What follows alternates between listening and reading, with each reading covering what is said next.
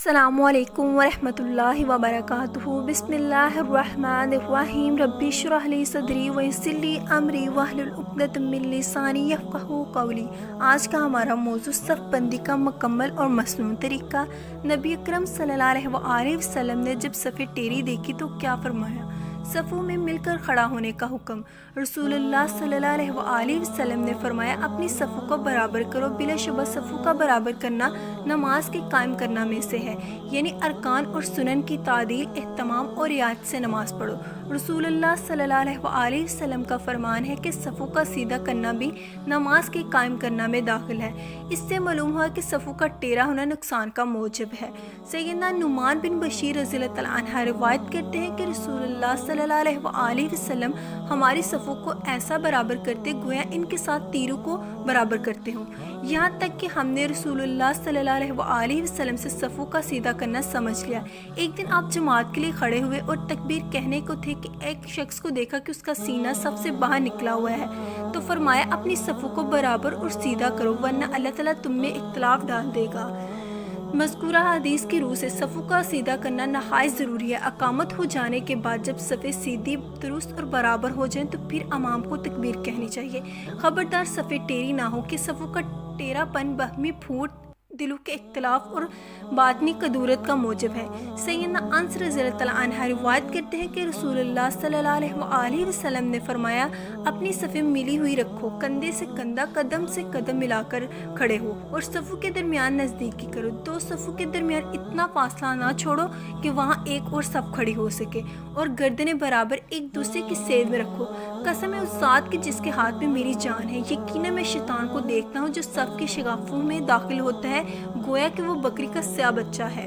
سیدنا نعمان بن بشیر رضی اللہ تعالیٰ عنہ روایت کرتے ہیں کہ رسول اللہ صلی اللہ علیہ وآلہ وسلم نے لوگوں کی طرف چہرہ کر کے فرمایا، لوگوں اپنی صفیں سیدھی کرو، لوگوں اپنی صفیں درست کرو، لوگوں اپنی صفیں برابر کرو۔ اللہ کی قسم یا تو تم ضرور صفیں سیدھی کرو گے یا پھر اللہ تعالیٰ تمہارے دلوں میں اختلاف اور پھوٹ ڈال دے گا۔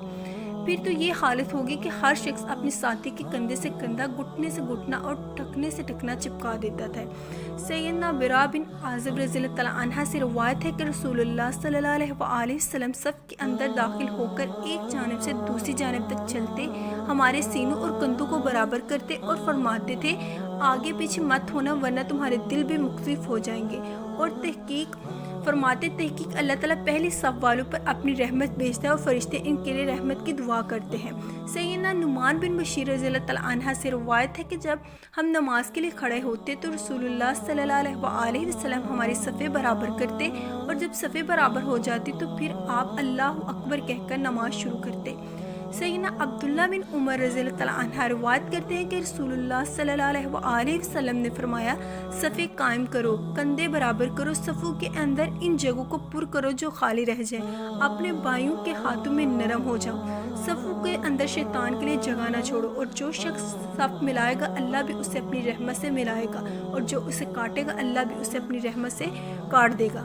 اپنے بھائیوں کے ہاتھوں میں نرم ہو جانے کا مطلب یہ ہے کہ اگر صف درست کرنے کے لیے کوئی تمہیں آگے یا پیچھے کرے تو بڑی نرمی اور محبت سے آگے یا پیچھے ہو جاؤ۔ اگر صف سے کوئی نکل کر چلا جائے تو اس کی جگہ لے کر صف ملاؤ، اللہ تم پر رحمت کرے گا۔ صف کے اندر جان بوجھ کر ایک دوسرے سے دور کھڑا ہونا صف کاٹنا ہے، ایسے لوگوں کو اللہ اپنی رحمت سے دور کرے گا۔ صفوں کی ترتیب۔ سیدنا انس رضی اللہ تعالیٰ عنہ سے روایت ہے کہ رسول اللہ صلی اللہ علیہ وآلہ وسلم نے فرمایا، پہلے اول صف پوری کرو پھر اسے جو پہلے کے نزدیک ہے۔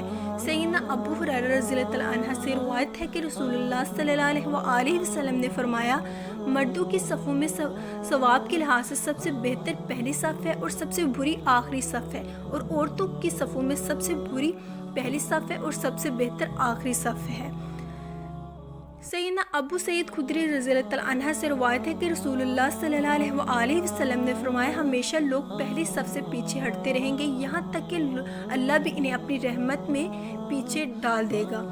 ستونوں کے درمیان صف بنانا۔ سیدنا انس رضی اللہ تعالیٰ عنہ فرماتے ہیں کہ ہم رسول اللہ صلی اللہ علیہ وآلہ وسلم کے دور میں ستونوں کے درمیان صفیں بنانے سے بچتے تھے۔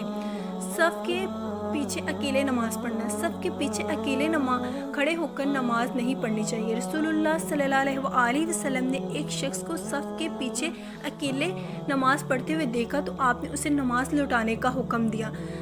نبی اکرم صلی اللہ علیہ وآلہ وسلم نے صف کے پیچھے اکیلے نماز پڑھنے والے کو نماز لوٹانے کا حکم اس لیے دیا تھا کہ وہ اگلی صف میں شامل نہیں ہوا تھا۔ اس سے معلوم ہوتا ہے کہ اگر اگلی صف میں جگہ نہ ہو تو اور نمازی اکیلے صف میں کھڑا ہو جائے تو اس کی نماز ہو جائے گی۔ اگر اگلی صف میں جگہ نہیں ہے تو ایک امام اور ایک مقتدی والے مسئلے، یعنی اگلی صف سے آدمی کھینچ کر صف بنا لینا جائز ہے۔ اگر نہ کھینچا جائے اور اکیلے ہی نماز پڑھی جائے تو پھر نماز دہرانی پڑے گی۔ صف بندی میں مراتب کا لحاظ رکھنا۔ سیدنا ابو مسعود رضی اللہ تعالیٰ عنہ روایت کرتے ہیں کہ رسول اللہ صلی اللہ علیہ وآلہ وسلم نے نماز میں اپنے ہاتھ ہمارے کندھوں پر رکھتے اور فرماتے برابر ہو جاؤ اور اختلاف نہ کرو ورنہ تمہارے دل مختلف ہو جائیں گے، اور وہ لوگ جو عقل مند اور دانش مند ہیں صف میں میرے قریب رہیں، پھر جو ان سے قریب ہیں۔ سیدنا ابو مالک اشعری رضی اللہ تعالیٰ عنہ کہتے ہیں کہ رسول اللہ صلی اللہ علیہ وآلہ وسلم نماز کے لیے کھڑے ہوئے، پہلے مردوں نے صفیں باندھی، پھر بچوں نے، اس کے بعد آپ نے نماز پڑھائی، پھر فرمایا میری امت کی نماز اسی طرح ہے۔ سیدنا انس رضی اللہ تعالیٰ عنہ کی طویل حدیث میں ہے کہ میں نے اور ایک بچے نے اکٹھے رسول اللہ صلی اللہ علیہ وآلہ وسلم کے پیچھے صف بنائی اور میری والدہ ام سلیم رضی اللہ تعالیٰ عنہ ہمارے پیچھے اکیلے ہی صف میں کھڑی ہوگی۔ اس سے معلوم ہوا کہ اگر ایک خاتون نماز میں شامل ہو جائے تو وہ بھی مردوں سے الگ اکیلی صف میں کھڑی ہوگی۔ اس حدیث سے معلوم ہوا کہ جب مردوں کی صف میں جگہ ہو تو نابالغ بچے بھی ان کے ساتھ کھڑے ہوں گے۔ وآخر دعواہم ان الحمد للہ رب العالمین۔ السلام علیکم ورحمۃ اللہ وبرکاتہ۔